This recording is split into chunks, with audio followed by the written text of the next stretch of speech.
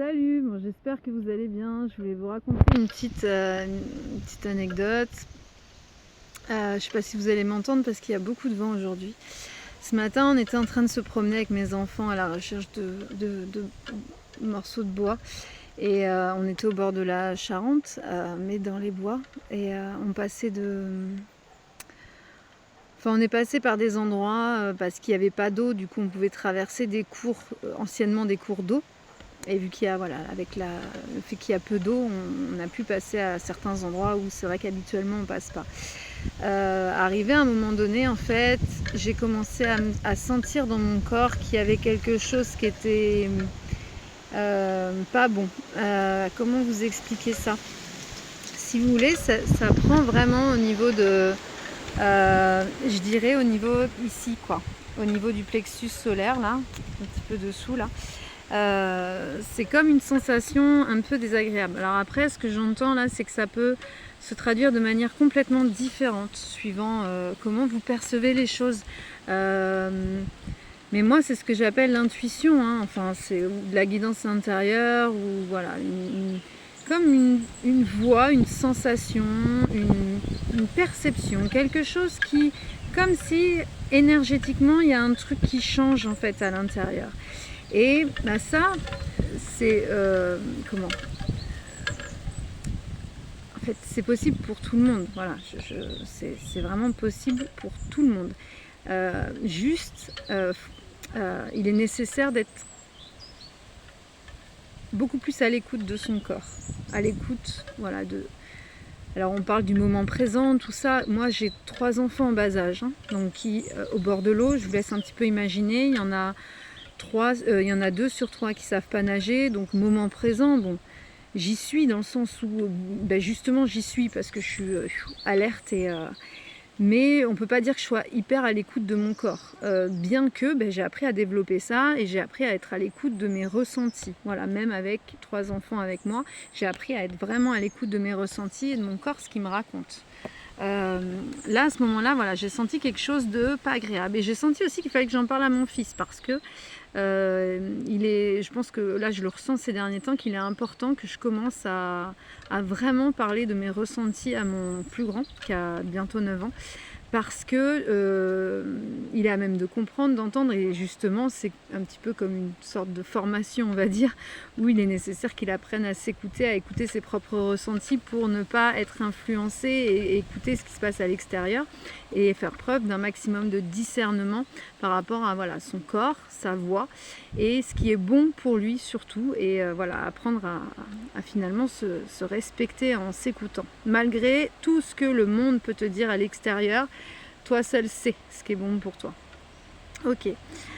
Du coup, taladam, donc j'en fais part à mon fils. Je lui dis, écoute Léon, là je sens que, je sais pas, j'ai un mauvais pressentiment, j'ai l'impression qu'on n'est pas les bienvenus, c'est ce qui me venait, qu'on n'était pas les bienvenus. Donc Léon me dit, mais comment ça maman, tu sais quoi exactement? Je lui dis, je sais pas. Il me dit, tu penses que... je sais plus ce qu'il m'a posé comme question, mais c'est vrai que même moi, en fait, il me faut un petit peu de temps pour comprendre parce que je sentais qu'on n'était pas les bienvenus. Et du coup, je lui dis, écoute, on va essayer de comprendre ensemble. Je lui dis, peut-être que la propriété, elle est privée, peut-être que c'est un endroit qui est privé. Peut-être que du coup c'est ça que je ressens, c'est que le côté interdit, on n'a pas le droit d'y rentrer. Après je dis peut-être aussi qu'il s'est passé quelque chose ici et que du coup il y a des âmes. Alors là ça peut faire bondir des gens, mais moi, parce que les gens ont souvent peur de ce qu'on ne voit pas, mais ça c'est bon, merci la télé. Mais voilà, il y a souvent, il y a des âmes un petit peu partout, il y a des énergies un petit peu partout, hein.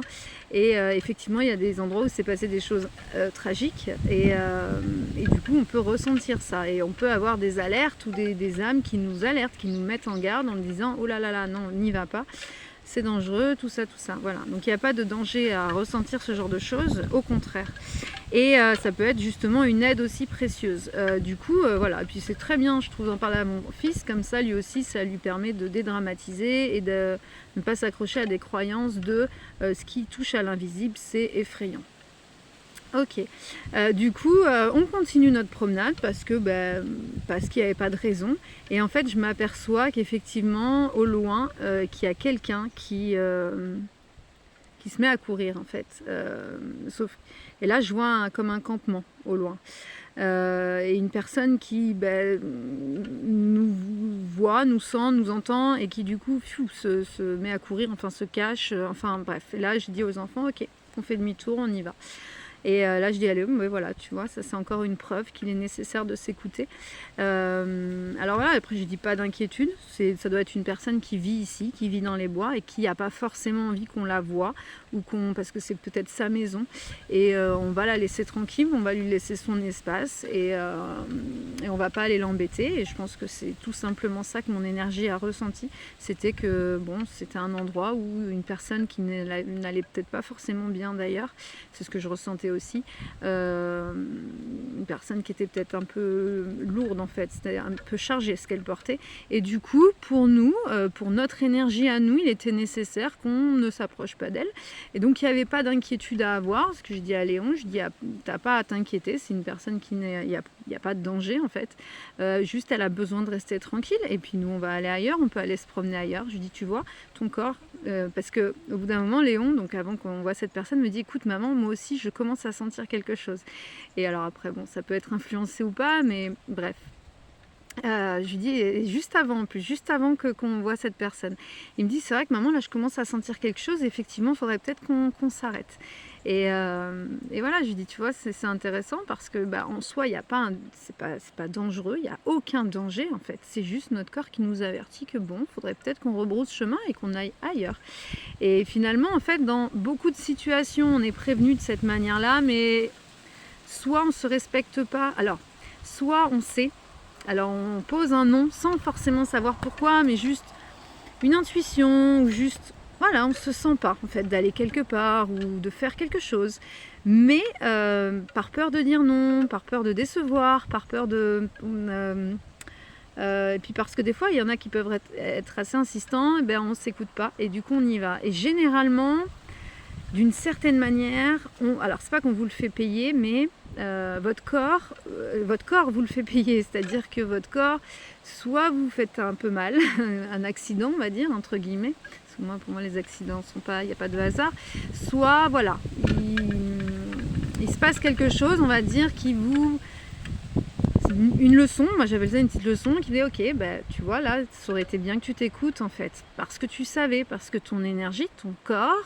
ton âme savait ce qu'il en était, et voilà, et la prochaine fois j'espère que tu feras attention à toi et à ton énergie et que tu n'iras pas, parce que c'était pas le moment, parce que c'était pas l'endroit non plus, parce que il y avait des vibes, enfin des énergies qui étaient trop fortes, trop lourdes pour toi aujourd'hui, où tu peux être fatigué, où tu peux être voilà, pas en état de